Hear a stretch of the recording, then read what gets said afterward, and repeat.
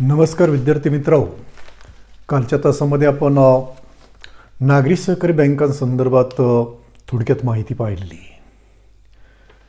की ज्याप्रमाणे ग्रामीण भागामध्ये आर्थिकदृष्ट्या दुर्बल असणारे जे काही घटक आहेत तर ते घटक आपली आर्थिक गरज भागवण्यासाठी खाजगी सावकाराकडून व्याजाने पैसे घेत असतात किंवा कर्ज घेत असतात आणि खाजगी सावकार नफा कमवण्याच्या उद्देशाने प्रचंड अशा प्रकारची जी काही पिळवणूक आहे किंवा फसवणूक आहे तर ती फसवणूक या सर्वसामान्य दुर्बल घटकांची करत असतात। तेव्हा हा जो काही दुर्बल घटक आहे तर त्या दुर्बल घटकाची या खाजगी सावकाराच्या तावडीतून सुटका व्हावी, त्याचा आर्थिक प्रश्न सुटला जावा, त्याला आवश्यक असणारा पैसा किंवा आवश्यक असणारं भांडवल त्याला माफक व्याजदरानं प्राप्त व्हावं, यासाठी आपण पाहिलं की ग्रामीण भागामध्ये पतपुरवठा करणारे जे काही सहकारी संस्था आहेत तर त्या संस्था स्थापन झालेल्या आहेत आणि त्या संस्था आपल्या सभासदांना रास्त व्याजदरानं माफक व्याजदरानं किंवा योग्य व्याजदरानं कर्ज पुरवठा किंवा अर्थसहाय्य उपलब्ध करून देत असतात। तर त्याचप्रमाणे आपण पाहिलं की नागरी भागामध्ये सुद्धा आर्थिकदृष्ट्या दुर्बल असणारे जे काही घटक आहेत तर त्या घटकांची जी काही संख्या आहे तर ती संख्या प्रचंड आहे। कारण नागरी भागातील सर्वच लोकांना जरी रोजगार उपलब्ध असला तरी मिळणार जे काही वेतन किंवा मजुरी आहे तर ती अल्प असते, तुटपुंजी असते आणि त्या मजुरीमधून किंवा त्या वेतनामधून ते आपले आणि आपल्या कुटुंबाच्या जे काही सर्व गरजा आहेत तर त्या सर्व गरजा ते चांगल्या प्रकारे व्यवस्थितरित्या भागवू शकत नाहीत। त्यामुळे नागरी भागातील लोकांना सुद्धा अनेक वेळा आपल्या ज्या काही गरजा आहेत तर त्या गरजा भागवण्यासाठी खाजगी सावकाराकडून व्याजाने पैसे घ्यावे लागतात आणि मग खाजगी सावकार त्यांची सुद्धा आर्थिक पिळवणूक करत असतात, फसवणूक करत असतात, लुटवणूक करत असतात। तेव्हा त्यांची फसवणूक थांबावी, त्यांची लुटवणूक थांबावी यासाठी या नागरी भागामध्ये या जे काही नागरी सहकारी बँका तर त्या बँका स्थापन केलेल्या आहेत किंवा स्थापन झालेल्या असतात। मग या नागरी सहकारी बँकेच्या सहकार तज्ञांना वेगळ्या प्रकारच्या जे काही व्याख्या आहेत तर त्या व्याख्या केलेल्या आहेत। तर पहिली व्याख्या अशी केलेली आहे की शहरी भागामध्ये किंवा निम शहरी भागामध्ये कर्ज पुरवठा उपलब्ध करून देण्यासाठी स्थापन झालेली बँक म्हणजेच नागरी सहकारी बँक होय। शहरी किंवा निमशहरी भागामध्ये कर्ज पुरवठा उपलब्ध करून देण्याच्या उद्देशाने स्थापन करण्यात आलेली जी काही बँक असते तर त्या बँकेलाच काय म्हटलं जातं, नागरी सहकारी बँक असं म्हटलं जातं। त्यानंतर दुसरी व्याख्या सहकार तज्ञांनी असं केलेली आहे की जिचं कार्यक्षेत्र एका शहरापुरतं किंवा शहरातील विशिष्ट भागापुरतं मर्यादित असतं, जी शहरी भागातील लोकांच्या ठेवी गोळा करत असते आणि शहरी भागातील लोकांकडे उपलब्ध असणारं जे काही तारण आहे तर त्या तारणाच्या आधारे त्यांना कर्जपुरवठा उपलब्ध करून देत असते। त्याचबरोबर शहरी भागातील लोकांना इतर वेगळ्या प्रकारच्या जे काही बँकिंग सुविधा आहेत तर त्या बँकिंग सुविधा उपलब्ध करून देत असते आणि इतर सहकारी संस्थांना सभासदत्व देत नाही। अशा प्रकारची जी काही संस्था किंवा बँक असते तर त्या बँकेला नागरी सहकारी बँक असं म्हटलं जातं। मग या नागरी सहकारी बँकेची काय व्याख्या केलेली की जिचं कार्यक्षेत्र एका शहरापुरतं किंवा शहरातील विशिष्ट भागापुरतं मर्यादित असतं, या शहरातील लोकांच्या ही बँक काय करत असते, ठेवी गोळा करत असते, त्यांना कर्ज पुरवठा उपलब्ध करून देत असते, त्यांना इतर वेगळ्या प्रकारचे जे काही बँकिंग सुविधा आहेत तर त्या सुविधा उपलब्ध करून देत असते आणि त्या इतर जे काही संस्था आहेत तर त्या संस्थांना मात्र सभासदत्व देत नाही। अशा पद्धतीनं जी बँक कार्यरत असते तर त्या बँकेला नागरी सहकारी बँक असं म्हटलं जातं। तर अशा प्रकारची व्याख्या या नागरी सहकारी बँकेची केलेली आहे। त्यानंतर पुढची व्याख्या त्या बँकेच्या सभासदावरून आणि त्या सभासदांसंदर्भात ज्या काही सुविधा ही बँक पुरवित असते तर त्यावरून सहकार तज्ञांनी अशी व्याख्या केलेली आहे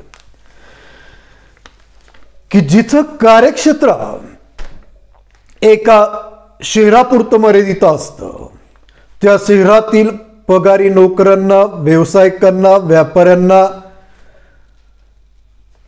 कर्ज पुरवठा उपलब्ध करून देण्याचं कार्य ती बँक पार पडत असते आणि त्याचबरोबर इतर जे काही बँकिंग सुविधा आहेत तर त्या सुविधा आपले जे काही सभासद आहेत तर त्या सभासदांना किंवा ग्राहकांना उपलब्ध करून देत असते। त्या बँकेला नागरी सहकारी बँक असं म्हटलं जातं। जिचं कार्यक्षेत्र एका शहरापुरतं मर्यादित असतं, त्या शहरातील लोकांना म्हणजे व्यापाऱ्यांना, व्यावसायिकांना, पगारदार नोकरांना, वेगळ्या ठिकाणी काम करणारे जे काही कामगार आहेत तर त्या कामगारांना कर्ज पुरवठा उपलब्ध करून देणं आणि त्याचबरोबर त्यांना इतर वेगळ्या प्रकारचे जे काही बँकिंग सुविधा आहेत तर त्या सुविधा उपलब्ध करून देण्याचं कार्य जी बँक पार पडत असते तर त्या बँकेलाच नागरी सहकारी बँक असं म्हटलं जातं. त्यानंतर पुढची व्याख्या आपल्याला अशी या नागरी सहकारी बँकेची करता येईल. शहरी किंवा निमशहरी भागातील लोकांना किंवा आर्थिकदृष्ट्या कमकुवत असणारे जे काही लोक आहेत तर त्या लोकांना कर्ज पुरवठा उपलब्ध करून देण्यासाठी सहकार तत्वावर स्थापन करण्यात आलेली बँक म्हणजेच नागरी सहकारी बँक होय. शहरी किंवा निमशहरी भागातील जे काही लोक आहेत तर त्या लोकांना सहकार तत्वावर कर्ज पुरवठा किंवा अर्थसहाय्य उपलब्ध करून देणारी जी काही बँक असते तर त्या बँकेलाच नागरी सहकारी बँक असं म्हटलं जातं. आणि त्यानंतर पुढची व्याख्या आपल्याला अशी करता येईल की ज्या नागरी सहकारी बँकेचं भाग भांडवल आणि राखीव निधी 1,00,000 रुपये किंवा त्यापेक्षा जास्त असतं.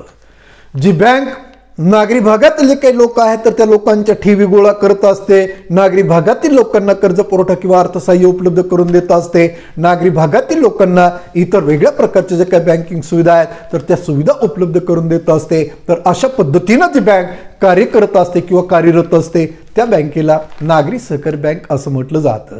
तर अशा पद्धतीनं या नागरी सहकारी बँकेच्या वेगळ्या प्रकारच्या जे काही व्याख्या आहेत तर त्या व्याख्या सहकार तज्ज्ञांना केलेल्या आहेत की ज्या बँकेचं भाग भांडवल आणि राखीव निधी हा 1,00,000 रुपयापेक्षा जास्त असतो, जी बँक नागरी भागातील लोकांच्या किंवा ग्राहकांच्या ठेवी गोळा करत असते, नागरी भागातील लोकांना त्यांच्याकडे उपलब्ध असणाऱ्या तारणाच्या आधारे कर्ज पुरवठा उपलब्ध करून देत असते, त्यांना इतर वेगळ्या प्रकारच्या बँकिंग सुविधा उपलब्ध करून देत असते आणि इतर संस्थांना सभासत्व देत नाही, अशा पद्धतीनं जी बँक कार्यरत असते त्या बँकेला नागरी सहकारी बँक असं म्हटलं जातं.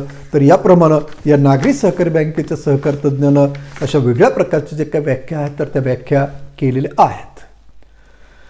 मग या सर्व व्याख्यावरून असं लक्षात येत आहे किंवा निदर्शनास येत आहे की ही नागरी सहकारी बँक नागरी भागामध्ये किंवा शहरी भागामध्ये स्थापन झालेली असते. मग नागरी भागामध्ये जे काही दुर्बल घटक आहेत तर त्या दुर्बल घटकांना कर्ज पुरवठा उपलब्ध करून देत असते.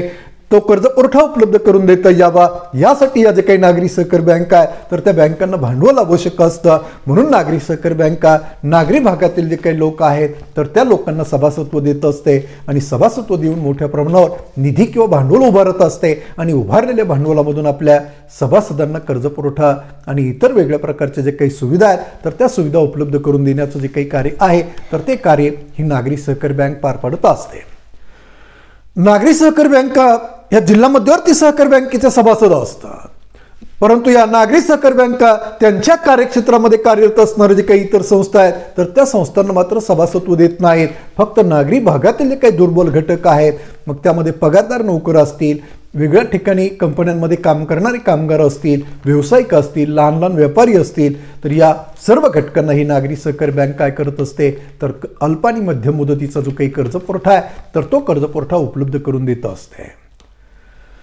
मग आपण या अगोदर ज्या काही संस्था आहेत म्हणजे सेवा सहकारी संस्था पाहिल्या, पतपुरवठा सहकारी संस्था पाहिल्या तर गेल्या वर्षी पाहिलेल्या, तर या प्रत्येक सहकारी संस्थेची वेगळ्या प्रकारची जी काही वैशिष्ट्ये आहेत तर ती वैशिष्ट्ये सांगितलेली आहेत. तर त्याचप्रमाणे या जे काही नागरी सहकारी बँका तर या नागरी सहकारी बँका त्यांची वेगळ्या प्रकारची वैशिष्ट्ये आहेत आणि ज्याप्रमाणे या सहकारी संस्था वेगळ्या प्रकारची कार्य आपल्या सभासदांसाठी पार पाडत असतात तर त्याचप्रमाणे या नागरी सहकारी बँका सुद्धा आपले जे काही सभासद आहेत तर त्या सभासदांसाठी वेगळ्या प्रकारची जी काही कार्य आहेत तर ती कार्य पार पाडत असतात.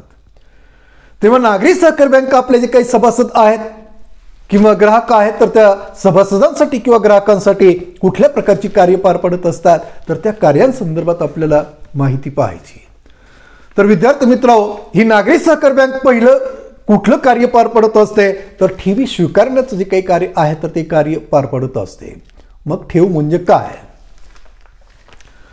तर आपला दैनंदिन उपभोग खर्च भागवल्यानंतर शिल्लक राहणारी रक्कम सुरक्षित राहावी, तिच्यावर विशिष्ट दरानं व्याज मिळावं, मागणी करता क्षणी ती व्याजासह परत आपल्याला प्राप्त व्हावी या हेतूनं किंवा या उद्देशानं जी रक्कम बँकेकडे किंवा बँक पतसंस्थांकडे ठेवली जात असते तर त्या ठेवलेल्या रकमेलाच काय म्हटलं जातं ठेव असं म्हटलं जातं. काय व्याख्या आहे ठेवीची?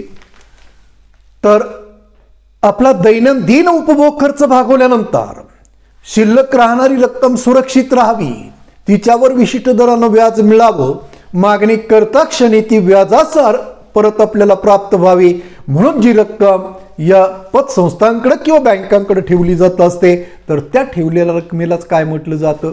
ठेव असं म्हटलं जातं. तर या नागरी सहकारी बँका काय करत असतात? तर आपल्या कार्यक्षेत्रातील जे काही आपले सभासद आहेत, ग्राहक आहेत, मग सभासद असोत किंवा बिगर सभासद असोत, तर या सभासदांच्या जे काही वेगळ्या प्रकारच्या ठेवी आहेत तर त्या ठेवी स्वीकारण्याचं जे काही कार्य आहे तर ते कार्य पार पाडत असतात. मग ठेवींचे प्रकारही आपण पाहिलेले आहेत की चालू ठेव, बचत ठेव, मुदत ठेव. मुदत ठेवीच्या कालावधीनुसार वेगळे प्रकार निर्माण केलेले आहेत. अल्पकालीन मुदत ठेव, मध्यमकालीन मुदत ठेव, दीर्घकालीन मुदत ठेव, त्यानंतर आवर्ती ठेव किंवा पुनरावृत्ती ठेव, त्यानंतर पिगमी ठेव. अशा विविध प्रकारचे जे काही ठेवी आहेत तर त्या ठेवींचे प्रकार आहे. आणि या वेगळ्या प्रकारचे जे काही ठेवी आहेत तर त्या ठेवी या नागरी सहकारी बँका स्वीकारत असतात, गोळा करत असतात. आणि ठेवींपोटी गोळा होणारी जी काही रक्कम आहे तर त्या रकमेचा उपयोग काय म्हणून करत असतात? तर भांडवल म्हणून करत असतात. तेव्हा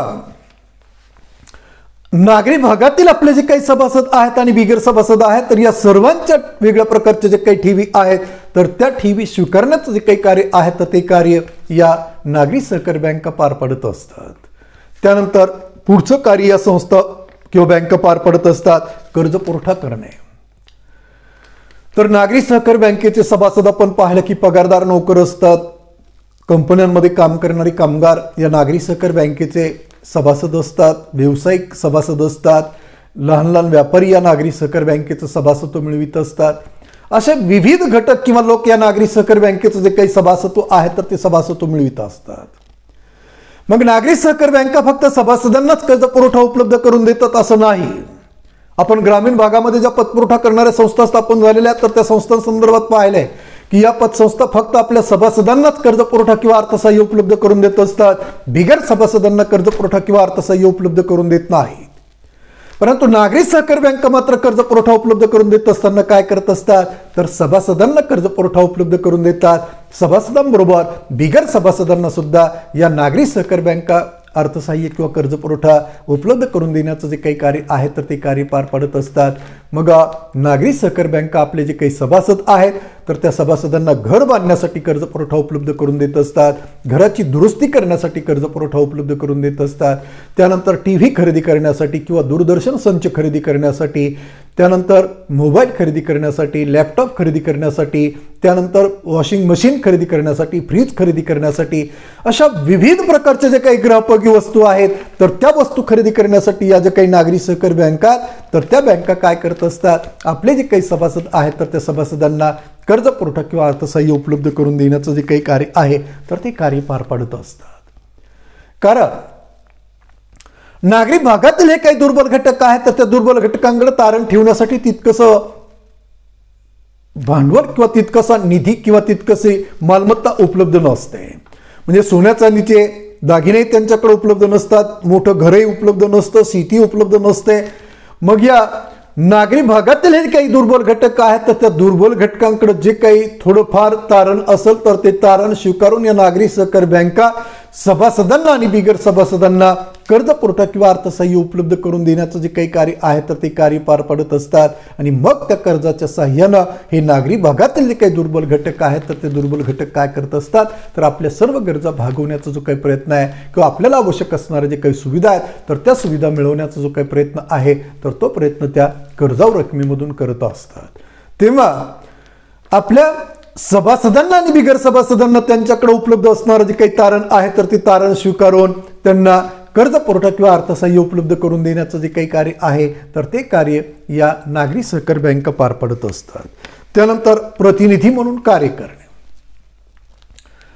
तर या नागरी सहकारी बँका नागरी भागातील आपले जे काही सभासद आहेत तर त्या सभासदांच्या प्रतिनिधी म्हणून आपलं जे काही कार्य आहे तर ते कार्य पार पाडत असतात. मग प्रतिनिधी म्हणून कुठल्या प्रकारचं कार्य या नागरी सहकारी बँका पार पाडत असतात? तर सभासद काय करत असतात? वित्त पुरवठा करणारे जे काही संस्था आहेत तर त्या संस्थांकडून वेगळ्या कारणासाठी कर्ज घेत असतात, त्या कर्जाचे हप्ते सभासदाला भरावे लागत असतात. त्यानंतर पॉलिसी घेतलेली असते किंवा विमा उतरवलेला असतो तर त्याचे हप्ते भरावे लागत असतात. घरामध्ये विद्युत पुरवठा केलेला असतो तर त्याचाही वीज बिल भरावं लागत असतं. त्यानंतर आपली जी काही पाल्य आहे तर ती पाल्य जर शिक्षण घेत असतील तर त्यांची जी काही शैक्षणिक फी आहे तर ती फी सुद्धा या पालकांना काय करावी लागत असते, भरावी लागत असते. मग या नागरी सहकारी बँक काय करत असतात, आपले जे काही सभासद आहेत तर त्या सभासदांचा प्रतिनिधी म्हणून आपलं जे काही कार्य आहे तर ते कार्य पार पाडत असतात. कारण अनेक वेळा हे जे काही सभासद आहेत शहरी भागातील जे काही लोक आहेत तर त्या लोकांना आपलं जे काही नोकरी आहे किंवा आपला जो काही व्यवसाय आहे तर त्या व्यवसायामध्ये गुंतून पडल्यामुळं किंवा नोकरीमध्ये गुंतून पडल्यामुळं इतर जी काही आपली कामं असतात तर ती कामं करण्यासाठी त्यांच्याकडे तितकासा मोकळा वेळ नसतो. आणि म्हणून सभासदांना घेतलेलं जे काही कर्ज आहे तर त्या कर्जाचा भरणा करण्यासंदर्भातले काही हप्ते आहेत तर ते हप्ते भरण्याचं जे काही कार्य आहे तर ते कार्य नागरी सहकारी बँका करत असतात. म्हणजे नागरी सहकारी बँकेमध्ये आपल्या सभासदाचं जे काही खातं आहे तर त्या खात्यामध्ये त्याची रक्कम उपलब्ध असते किंवा जमा असते आणि त्या रकमेमधून काय या नागरी सहकारी बँका काय करत असतात तर आपल्या सभासदांचे प्रतिनिधी म्हणून कर्जाचे हप्ते भरणे, विम्याचा हप्ता भरणे, वीज बिलचा हप्ता भरणे किंवा वीज बिल जाऊन भरणे आणि त्याचबरोबर जर सभासदांचे पाल्य शिक्षण घेत असतील तर त्यांची जी काही शैक्षणिक फी आहे तर ती फी भरणं. तर अशा विविध प्रकारची जी काही कार्य आहेत तर ती कार्य या सभासदांचा प्रतिनिधी म्हणून नागरी सहकारी बँका पार पाडत असतात. त्यानंतर पुढचं कार्य आहे की हुंडा वटविणे. तर दोन पार्ट्यांमध्ये उधारीवर झालेला जो काही व्यवहार आहे तर त्या व्यवहाराशी ही हुंडी संबंधित असते. जेव्हा दोन पार्ट्या उधारीवर व्यवहार करत असतात म्हणजे धनको आणि ऋणको हे जे काही उधारीवर व्यवहार करत असतात तर त्यावेळेस काय होत असतं तर त्यांच्या दरम्यान व उधारीवर झालेला जो काही व्यवहार आहे तर ती उधारी देण्यासंदर्भातील हा जो काही व्यवहार आहे किंवा ही जी काही सुविधा आहे तर ही सुविधा त्यांना उपलब्ध करून दिली जात असते. मग उधारीवर व्यवहार केल्यानंतर उधारीवर वस्तू खरेदी करणारी जी काही व्यक्ती आहे तर ती व्यक्ती काय करत असते, ज्या व्यक्तीकडून उधारीवर वस्तू खरेदी केलेली आहे तर त्या व्यक्तीला एक हुंडी लिहून देत असते. त्याला इंग्रजीमध्ये बिल ऑफ एक्सचेंज असं म्हटलं जातं. तर ही हुंडी वटून दिल्यानंतर लिहून दिल्यानंतर त्यामध्ये काय मजकूर लिहिलेला असतो किंवा नोंदवलेला असतो की या व्यक्तीकडून एवढी रक्कम उधारीवर या तारखेला खरेदी केलेली आहे आणि या व्यक्तीची उधारीची जी काही रक्कम आहे तर ती रक्कम या तारखेपर्यंत किंवा या तारखेला त्याला अदा केली जाईल किंवा अदा या हुंडीच्या आधारे मिळवता येईल. तर अशा प्रकारची जी काही मजकूर आहे तर तो मजकूर या हुंडीमध्ये नोंदवलेला असतो. मग ज्या तारखेला ती हुंडी वटवण्यासंदर्भातील तारीख त्या हुंडीमध्ये नमूद केलेली असते तर त्या तारखेला ज्या व्यक्तीनं उधारीवर माल विकलेला आहे ती व्यक्ती काय करत असते, बँकेमध्ये किंवा पतसंस्थांमध्ये किंवा नागरी सहकारी बँकांमध्ये ती हुंडी घेऊन जात असते आणि त्या ठिकाणी चेक प्रमाणे ती हुंडी ती बँक काय करत असते तर वटवीत असते आणि त्यावर नमूद केलेली जी काही रक्कम आहे तर ती रक्कम त्या व्यक्तीच्या स्वाधीन करत असते. म्हणजे अशा पद्धतीनं म्हणजे ज्याप्रमाणे बँकेमध्ये आपण चेक किंवा धनादेश घेऊन गेल्यानंतर तो जमा केल्यानंतर बँक आपल्याला रक्कम देत असते त्याचप्रमाणे ही जी काही हुंडी आहे तर ही हुंडी बँकेमध्ये घेऊन गेल्यानंतर ती हुंडी त्या ठिकाणी ती बँक वटवीत असते आणि ती हुंडी वटवल्यानंतर त्यामध्ये नमूद केलेली जी काही रक्कम आहे तर ती रक्कम काय केली जात असते तर आपल्याला म्हणजे ज्यानं उधारीवर माल विकलेला आहे तर त्या व्यक्तीला ती रक्कम अदा केली जात असते. तेव्हा अशा पद्धतीनं उधारीवर दोन पार्ट्यामध्ये ज्यावेळेस व्यवहार होत असतो तर त्यावेळेस त्या उधारीवरील व्यवहारासंदर्भात जी काही म्हणजे ही जी हुंडी आहे तर ती हुंडी लिहून दिली जात असते किंवा लिहून घेतली जात असते आणि मग त्या हुंडीमध्ये नमूद केलेली जी काही तारीख आहे तर त्या तारखेला ती हुंडी बँकेमध्ये घेऊन गेल्यानंतर ती जी काही रक्कम आहे तर ती रक्कम ज्या व्यक्तीनं उधारीवर माल विकलेला आहे तर त्या व्यक्तीला ती रक्कम बँक अदा करत असते किंवा देत असते. तर अशा पद्धतीनं ही हुंडी वटवण्याचं जे काही कार्य आहे तर ते कार्य या नागरी सहकारी बँका आपल्या सभासदांना किंवा आपल्या ग्राहकांना उपलब्ध करून देत असतात. त्यानंतर पुढचं कार्य या नागरी सहकारी बँका पार पडत असतात सुरक्षित खणाची सुविधा उपलब्ध करून देणे. तर सुरक्षित खणालाच इंग्लिशमध्ये लॉकरची जी काही सुविधा आहे तर ती सुविधा या नागरी सहकारी बँका आपले जे काही सभासद आहेत तर त्या सभासदांना उपलब्ध करून देत असतात. अनेक वेळा नागरी भागातील जे काही लोक आहेत तर त्या लोकांकडे काय असतं सोन्या चांदीची जी काही दागिने आहेत तर ती दागिने उपलब्ध असतात, त्यांनी खरेदी केलेले असतात. त्यानंतर वेगळ्या संस्थांचे भाग किंवा कर्ज रोखे खरेदी केलेले असतात, त्या संदर्भातले जे काही प्रमाणपत्र आहेत तर ती प्रमाणपत्र या लोकांकडे उपलब्ध असतात. त्यानंतर नागरी भागातील लोक काय करत असतात, वेगळ्या बँकांमध्ये किंवा पतसंस्थांमध्ये आपली काही शिल्लक रक्कम आहे तर ती शिल्लक रक्कम ठेव म्हणून ठेवत असतात. तर त्या संदर्भातलं जे काही ठेव प्रमाणपत्र आहे तर ती प्रमाणपत्र सुद्धा या लोकांकडे उपलब्ध असतात. त्यानंतर जर विमा घेतलेला असेल तर त्या संदर्भातले जे काही प्रमाणपत्र आहेत तर ती प्रमाणपत्र सुद्धा काय असतात, या लोकांकडे उपलब्ध असतात. म्हणजे अशा वेगळ्या प्रकारची जी काही मालमत्ता आहे तर ती मालमत्ता खरेदी केल्या संदर्भातले जे काही कागदपत्र आहेत किंवा दस्तऐवज आहेत तर ते अत्यंत महत्वाचं दस्तऐवज असतं आणि ते दस्तऐवज या लोकांकडे उपलब्ध असतं आणि ते सुरक्षित ठेवणं सुद्धा तेवढंच महत्वाचं असतं.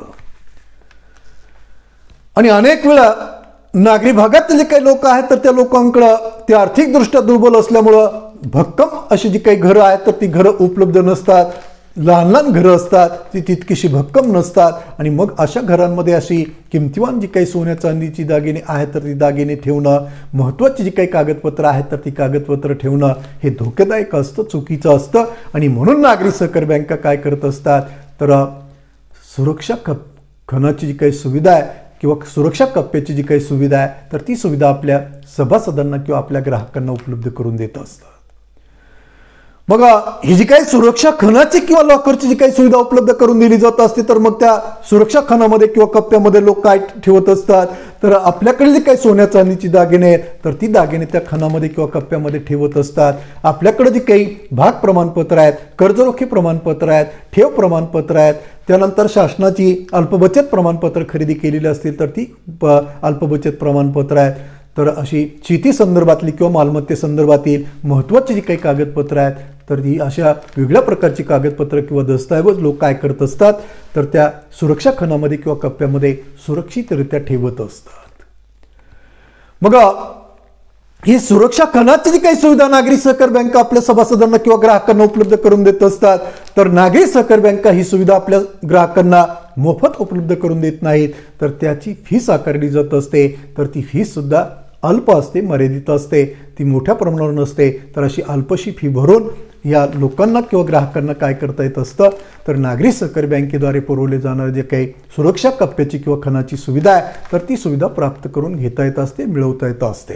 तर अशा पद्धतीनं आपल्या सभासदांना सुरक्षा खणाची किंवा सुरक्षा कप्प्याची जी काही सुविधा आहे किंवा लॉकरची जी काही सुविधा आहे तर ती सुविधा पुरवण्याचं जे काही कार्य आहे तर ते कार्य कोण पार पडत असतं तर या नागरी भागामध्ये स्थापन झालेले जे काही नागरी सहकारी बँका आहेत तर त्या बँका ही कार्य पार पडत असतात. आणि त्या कार्यामुळे काय होत असतं तर नागरी भागातील जे काही लोक आहेत तर त्या लोकांची किंवा ग्राहकांची महत्त्वाची कागदपत्र, महत्त्वाचे दस्तऐवज आणि किमतीवान ज्या काही सोन्या चांदीच्या वस्तू आहेत किंवा दागिने आहेत तर या सर्व वस्तू आणि ही कागदपत्र सुरक्षितरित्या राहत असतात आणि अगदी नगण्य फी या नागरी सहकारी बँका आकारत असतात. तर तेवढी फीस भरून नागरी भागातील लोकांना किंवा ग्राहकांना अशा सुरक्षा खणाची जी काही सुविधा आहे तर ती सुविधा प्राप्त करता येत असते, उपलब्ध करून घेता येत असते. तर